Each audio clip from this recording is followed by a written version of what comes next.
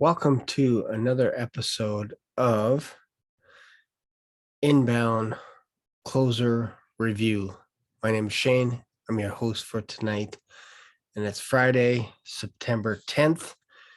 And in today's video, I'm going to be reviewing a live role play by CEO Taylor Welch.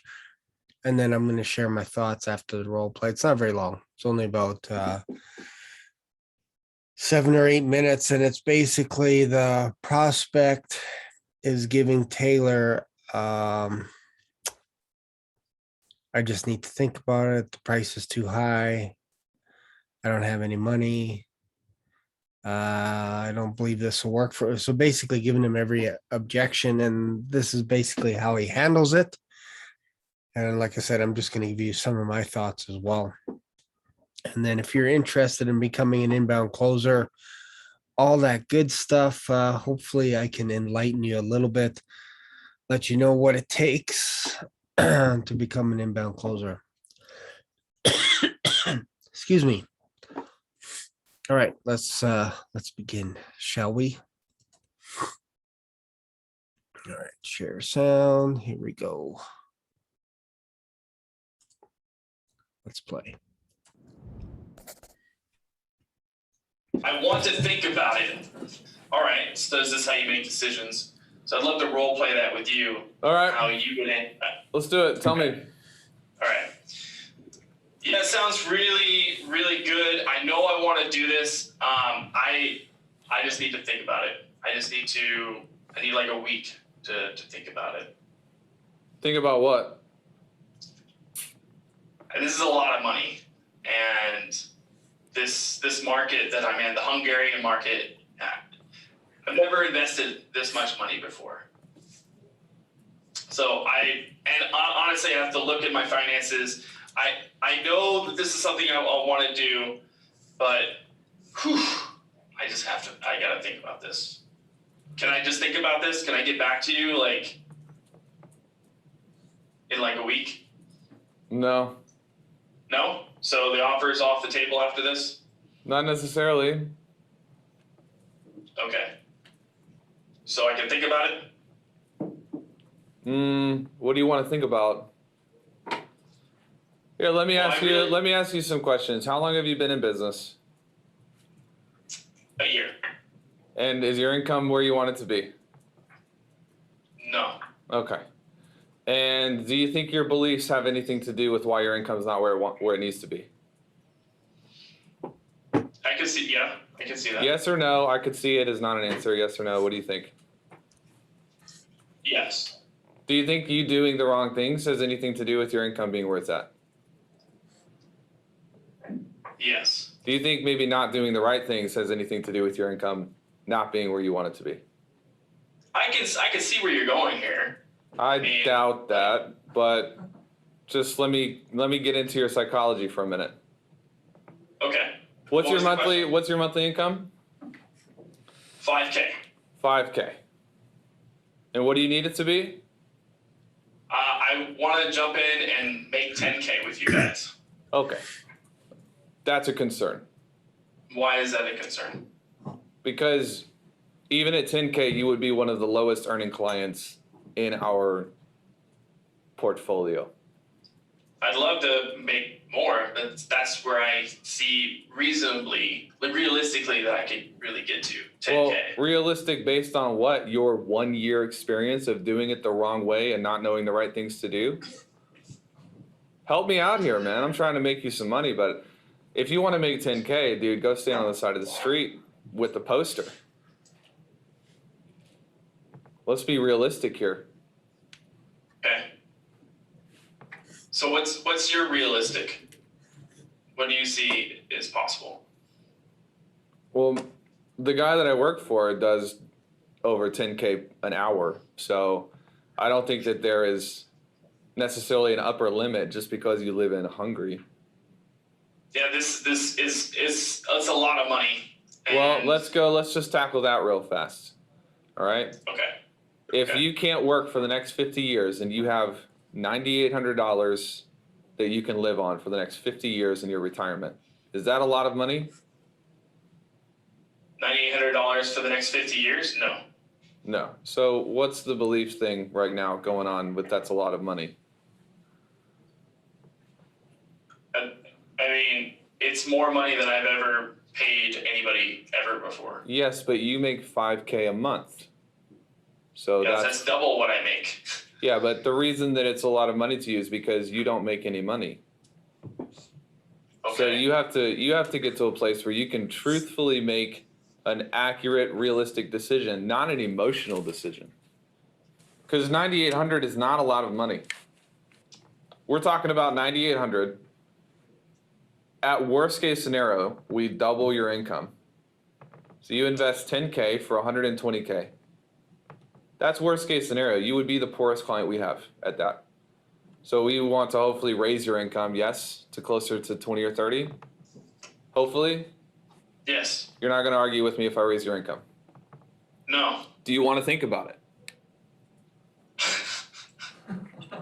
Because I know that's a lot of money I'm trying to make you. Okay. You want to think about it? Make sure that 300K a year is good enough? Not too much? Oh, it's really good enough. Okay. And I'm sure my future self would just totally do that, but that's not where I'm at right now. And you're always going to be where you're at right now if you always think the way that you think right now. You will never get to where your future self is supposed to be if you cannot think the way your future self should think. I've done this 1,000 times. I know the game. And right now, you're basically validating that you deserve where you're at, unless you can kind of jump over that gap. I don't want to make you make a decision right now. You can think about it if you want. But you really need to think about it from a place of where you want to be, not from where you are right now. So we have a process for people who want to think about it. You still want to think about it? Yeah. Can you give me 24 hours? Not a week, 24 hours? How about 12? You get in and Taylor's like, hey man, say this. Are you going to say, give me 24 hours before I say that and make money? Be real with me. No, I mean, if Taylor told me, I think that would be a little different. You want me to get Taylor on the phone right now and him tell you to give? Yeah, you can have 24 hours. It's a deposit. I'm going to take a deposit from you. It's refundable. I'm not going to allow you to let your fear run your decisions for you. Does that make sense? Not going to allow me to let my fear run my decisions for me. Yeah, yes. If you want to make decisions based on fear, get out of here, man. Like I don't want to put you in CK. Taylor will murder you. All right. So you can put down a deposit. It's refundable. If you're like, man, I can't sleep. This is not the right thing. My intuition says no. Then we'll refund it. It's not a big deal for us. This is for you. My life does not change whether you do this or not. Your life changes based on your decision. Okay. That makes sense for me. I can do that. Any questions? All right. There's lots to unpack. So I don't know how long this video is going to be.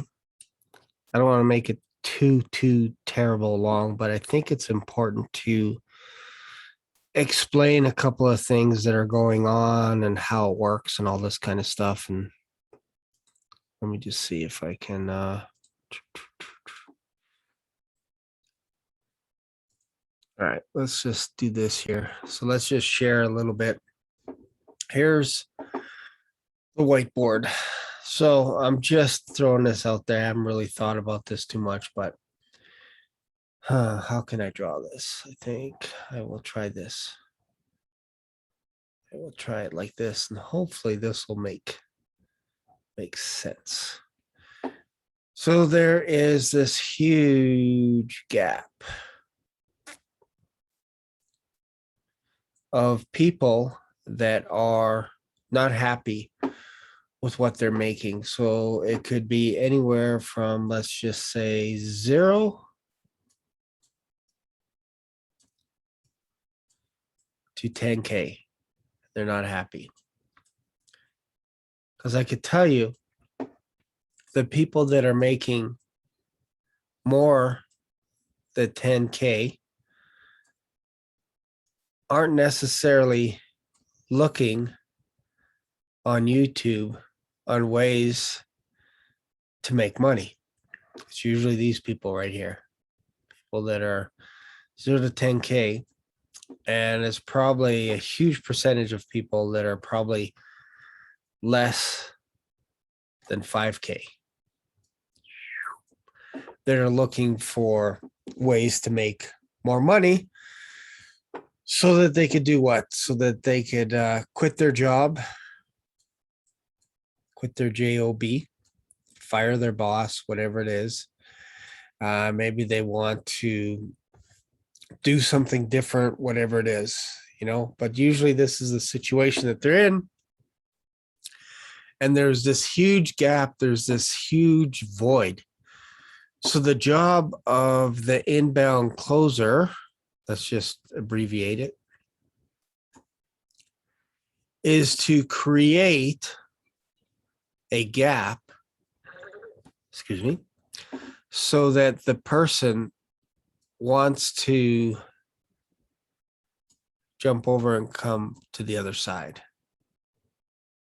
And they want to do it today. They don't want to do it tomorrow. They don't want to do it a week from now, 2 weeks, 2 months, 2 years. They want to do this now. And the only way that they can get there is by listening to an inbound closer, being coached, mentored, consulted, whatever you want to call it. So a good inbound closer will create this nice little pocket gap, we call it. So how else can I share this here? Let's just erase this. There's basically, there's that gap, and then there's another gap. Let's just call it the pocket gap, but let's draw. So there's another gap right here. Let's call it like here. Let's see if we can draw this one. So there's two gaps at place. There's there's a money gap, and then there's also this gap where this is what we call the buying pocket.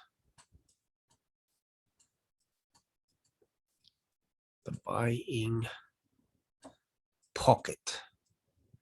And this will make sense once I'm done with this. This will make a lot more sense, especially after listening to Taylor's role-playing video. So this is the buying pocket.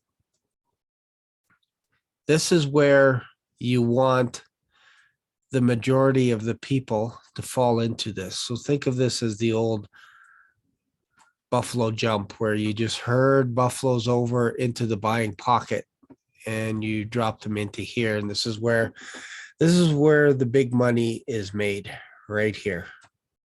The big cashola.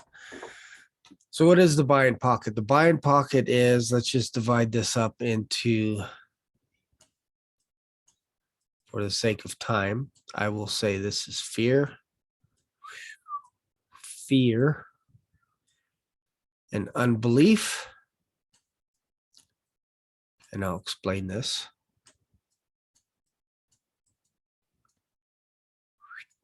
Unbelief. And this is basically over here is ego.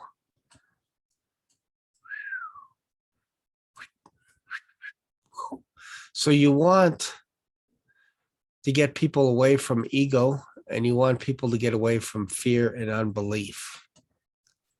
So what is fear and unbelief? Fear, basically they're scared to pay for something that is $2,000, $4,000, $5,000, $10,000 and plus. So there's a little bit of fear. And then beyond that is they don't believe that they can actually make that kind of money. 5, 10K, 15, 20K, 30K, 40K a month. They don't believe it. So the inbound closer's job is to get them away from fear and unbelief. And then on this side of the equation is the ego. These are people that are like, you know what? I've gathered enough information from you. I could do this stuff on my own. I'll figure it out. I don't care if it takes me a year, 2 years, 10 years. I'm not going to fail. I'm just going to do this. And thanks for your time. Appreciate it. Whatever. Those are people you can't help. You can't help those people just as much as you can't help fear and unbelief. It's like I spelled unbelief wrong. You can't help these people out because they're not in the buying pocket. If you could chip away at their ego, and if you could chip away at their fear and unbelief and start building it up, take away the fear and give them something to believe in. And then with these guys, chip away at their ego so that they get to a point where they realize, crap, I'm not making the money that I want to make. And you start chipping at it until finally they buy into the buying pocket.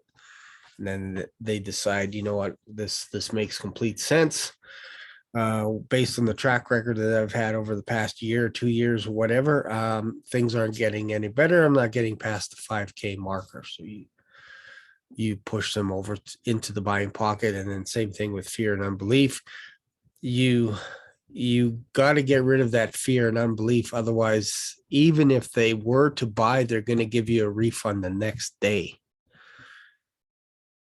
So when Taylor was talking to this prospect, the prospect was like, our economy is not very good right now.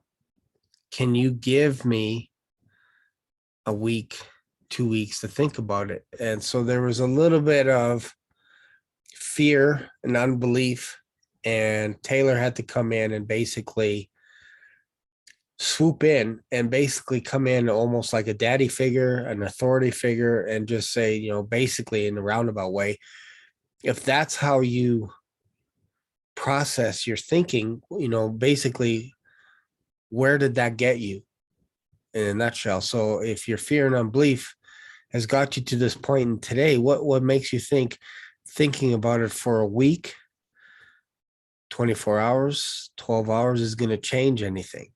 It's not, because the way that your belief system has an effect on how you got to where you are today.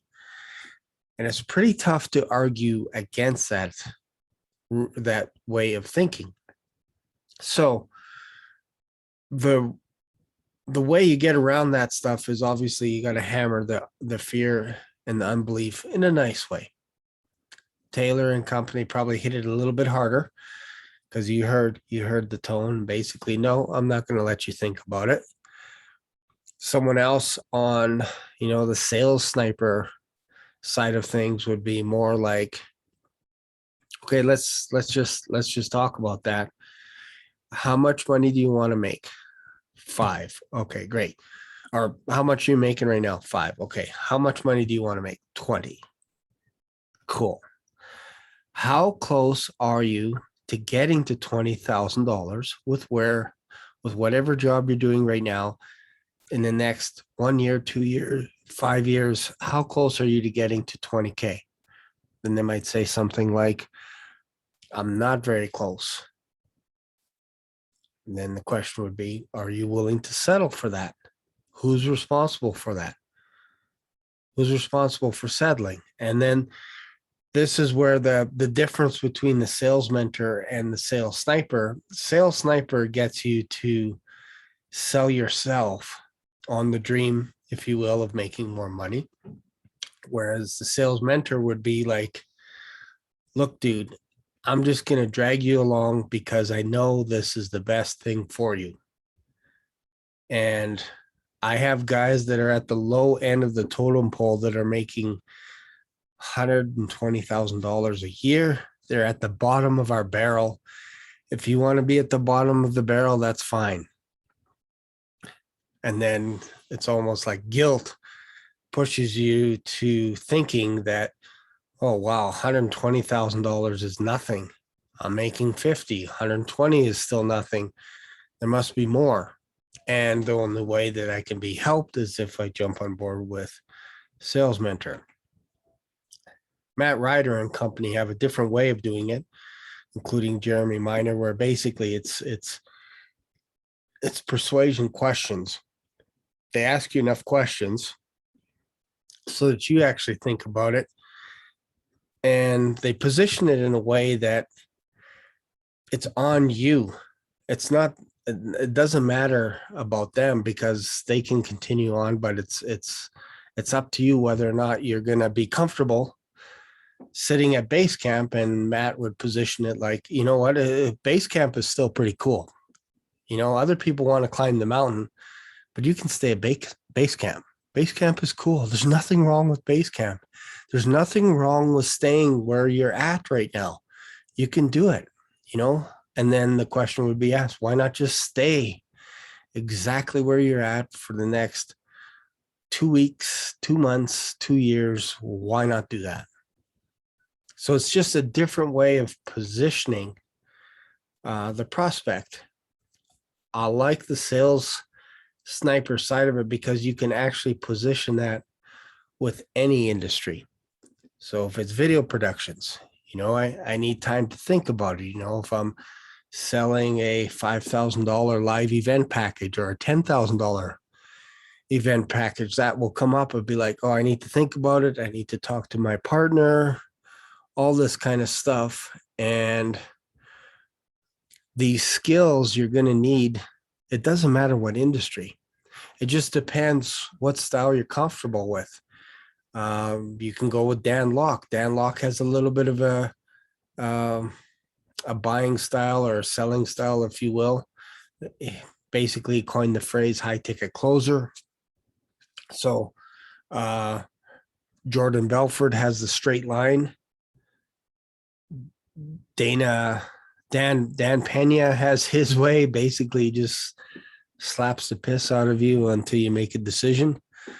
Then you have Grant Cardone, who basically smashes you until you make a decision. So if you're thinking, I don't know if I can afford $2,000 a month, he'd slap you upside the head and say, you're thinking wrong. This is not a $2,000 decision. This is a $36,000 decision because you're going to be with us for 2 or 3 years.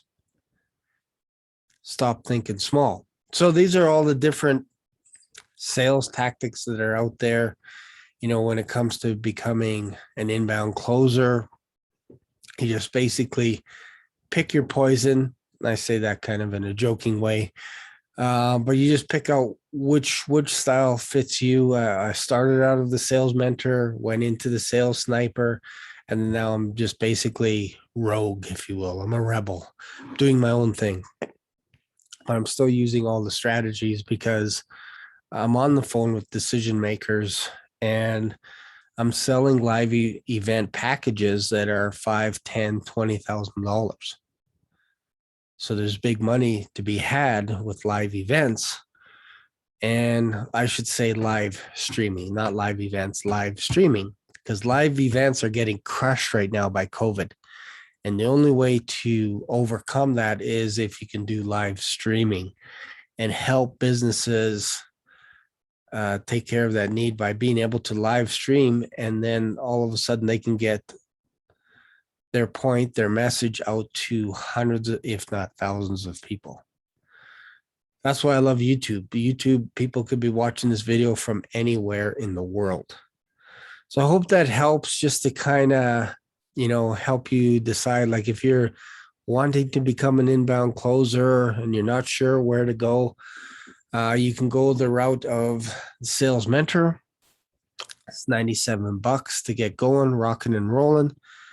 And then there's coaching programs within that. They upsell you on different programs. I think the highest one is $8,800 US. You can be certified, all this kind of stuff. And I've seen some people have success, some haven't, but it's the same in any industry. Like the people that are going to be successful are the ones that can network, that can communicate properly on the phone. They're not afraid to get in front of a video camera. They're not afraid to fail. That's a big one. If you can't, how can I say this? If you can't entertain the idea that you're going to fall flat on your face and fail miserably, then probably sales is not for you. Inbound closing is not for you because you're going to fail. And the ones that succeed get up, they dust themselves off, and they get up and they go again. So there we go. I don't know how long this video was. Not too bad. Anyways, if you like this type of content, if it makes sense to you, let me know in the comments. And if you're new to inbound closing or anything like that, feel free to subscribe to my channel. Give me a thumbs up, thumbs down, whatever. And we'll talk to you later. Thanks a lot for watching. Really appreciate it. And I'll see you in another video. Bye for now.